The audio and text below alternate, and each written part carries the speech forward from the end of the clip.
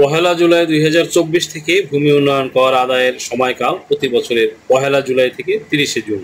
বাংলাদেশ ভূমি উন্নয়ন করের নতুন যুগে প্রবেশ, 440 বছর পর নতুন সময়কাল নির্ধারণ। সুপ্রিয় দর্শক মন্ডলী, আসসালামু আলাইকুম। দেশে এবং দেশের বাইরে যে যেখান থেকে শুনছেন, আশা করি ভালো আছেন, সুস্থ আছেন, নিরাপদে আছেন। আমি advocate Mohammad Belayet Hossain.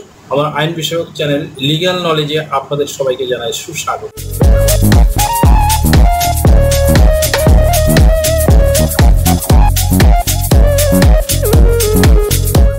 Viewers, legal নলেজের ধারাবাহিক আলোচনায় আজকে যে টপিকটি নিয়ে আলোচনা করব তা আপনাদের জন্য খুবই ইনফরমেটিভ হতে চলেছে। সো ভিডিওটি স্কিপ না করে সম্পূর্ণটি দেখার জন্য রিকোয়েস্ট করছি। আরও রিকোয়েস্ট করছি, চ্যানেল যারা নতুন, চ্যানেলটি লাইক, শেয়ার, কমেন্টস এবং সাবস্ক্রাইব করে পাশে থাকা বেল আইকনটি প্রেস করে দিন, যাতে পরবর্তী ভিডিওর নোটিফিকেশনটি খুব সহজেই পেয়ে যান। পহেলা জুলাই 2024 থেকে ভূমি উন্নয়ন করের নতুন যুগে প্রবেশ করেছে বাংলাদেশ।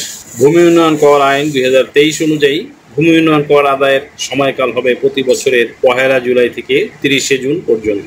এই পরিবর্তনের মাধ্যমে ভূমি উন্নয়ন করে আদায় ব্যবস্থাপনাকে জাতীয় অর্থ বছরের সাথে সমন্বিত করা হয়েছে। পূর্বে ভূমি উন্নয়ন কর আদায়ের সময়কাল ছিল বাংলা সনের পহেলা বৈশাখ থেকে 30শে চৈত্র পর্যন্ত। আশা করা যাচ্ছে জাতীয় অর্থ বছরের সাথে সমন্বয়ের ফলে ব্যক্তি ও প্রতিষ্ঠান পর্যায়ে ভূমি মালিকের ভূমি উন্নয়ন কর প্রদান সম্পর্কিত হিসাব ব্যবস্থাপনা অধিকতর সহজ ও গতিশীল হবে। এছাড়া জাতীয় অর্থনীতিতে ভূমি উন্নয়ন করের প্রভাব নির্ণয় অধিকতর সুবিধাজনক হবে। এই ব্যাপারে ভূমিমন্ত্রী নারায়ণ চন্দ্র চন্দ গত 8 জুন 2024 তারিখে ভূমি সেবা সপ্তাহ 2024-এর উদ্বোধনী অনুষ্ঠানে বলেছিলেন, আমি দৃঢ়ভাবে বিশ্বাস করি এই নতুন পদ্ধতি আমাদের দেশের ভূমি রাজস্ব আহরণ ব্যবস্থাকে আরও শক্তিশালী করবে এবং রাজস্ব আদায়ে গতিশীলতা আনবে। আসুন আমরা সকলে মিলে এই নতুন যাত্রায় সফল হই। বর্তমান পরিবর্তনটি ভূমি উন্নয়ন করের আদায় প্রক্রিয়াকে অধিকতর সুষম, স্বচ্ছ ও কার্যকর করবে বলে আমরা মনে করি। প্রধানমন্ত্রী শেখ হাসিনা 2021 সালে অনলাইনে ভূমি উন্নয়ন কর ব্যবস্থা উদ্বোধন করেন। পহেলা বৈশাখ 1430, 14 এপ্রিল 2023 থেকে সারা দেশব্যাপী ভূমি উন্নয়ন কর শতভাগ অনলাইনে আদায় করা হচ্ছে। ভূমি উন্নয়ন কর ব্যবস্থার জন্য আন্তর্জাতিক কুইসিস পুরস্কার 2022 অর্জন করে ভূমি মন্ত্রণালয়। ভূমি উন্নয়ন কর ডিজিটালাইজেশনের ফলে ভূমি খাতে রাজস্ব আদায়ের হার আগের চেয়ে 3 গুণ বা 200%-এরও বেশি বৃদ্ধি পেয়েছে। ভূমিমন্ত্রীর নির্দেশে ভূমি সচিব মোহাম্মদ খলিলুর রহমানের তত্ত্বাবধানে ভূমি উন্নয়ন কর ব্যবস্থা স্মার্ট করার কাজ হচ্ছে। মুঘল বাংলায় 1584 খ্রিস্টাব্দ থেকে প্রথম বাংলা সন গণনা করা হয়, তবে আনুষ্ঠানিকভাবে খাজনা আদায়ের এই গণনা কার্যকর শুরু হয়েছিল 1556 সাল থেকে, পূর্বের তারিখ দেখিয়ে। কালক্রমে ব্রিটিশ ও পাকিস্তান আমল হয়ে স্বাধীন বাংলাদেশও বাংলা সনের হিসাবের জমির খাজনা তথা ভূমিকর নেওয়া হতো। 1584 প্রায়োগিক সাল ধরলে সময়ের প্রয়োজনে প্রায় 440 বছর পর ভূমিকর আদায়ের সময় পরিবর্তন হচ্ছে। উল্লেখ্য, ভূমি উন্নয়ন কর হাল সনের হিসাব অনুযায়ী পরিশোধ করতে হয়, অর্থাৎ প্রতি বছরের ভূমি উন্নয়ন কর উক্ত বছরের 30 জুনের মধ্যে জরিমানা ব্যতীত আদায় করা যাবে। কৃষিকাজের উপর নির্ভরশীল ব্যক্তি বা পরিবার ভিত্তিক কৃষি জমির মোট পরিমাণ 8.25 একর বা 25 বিঘা পর্যন্ত হলে ভূমি উন্নয়ন কর দিতে হবে না।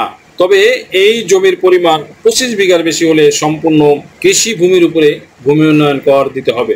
অন্যদিকে অকৃষি ভূমিকে ব্যবহার ভিত্তিক, বাণিজ্যিক, শিল্প এবং আবাসিক ও অন্যান্য শ্রেণীতে বিভাজন করে সরকার সরকারি গেজেটে প্রজ্ঞাপন দ্বারা অকৃষি ভূমির ভূমি উন্নয়ন কর হার নির্ধারণ ও পুনর্নির্ধারণ করে ভূমি উন্নয়ন কর আদায় করে থাকে।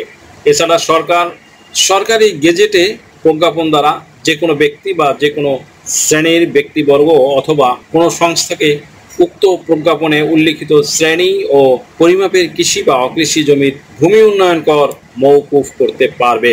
সুপ্রিয় দর্শক মণ্ডলী, ভূমি উন্নয়ন কর আইন 2023 সনের 31 নং আইন অনুযায়ী বকেয়া ভূমি উন্নয়ন কর আদায় ও আদায়ের পদ্ধতি। এই আইনের 9 ধারার 9-1-এ কোনো বছরের ভূমি উন্নয়ন কর উক্ত বছরের 30শে জুন তারিখের মধ্যে পরিশোধ না করা হইলে উহা বকেয়া ভূমি উন্নয়ন কর হিসেবে বিবেচিত হইবে।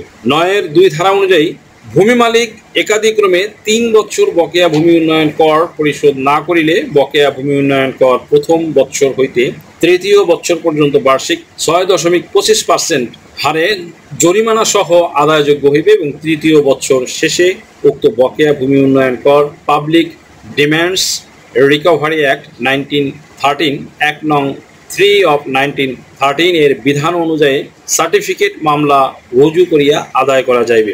৯ এর ৩ উপধারায় প্রচলিত পদ্ধতির পাশাপাশি ইলেকট্রনিক পদ্ধতিতেও উপধারা ২ এর অধীন সার্টিফিকেট মামলা রুজু ও সার্টিফিকেট মামলার সকল কার্যক্রম গ্রহণ করা যাইবে। তবে শর্ত থাকে যে মামলা চলাকালে সংশ্লিষ্ট ব্যক্তি জরিমানা সহ বকেয়া ভূমি উন্নয়ন কর পরিশোধ করিলে মামলা প্রত্যাহার করিতে হইবে।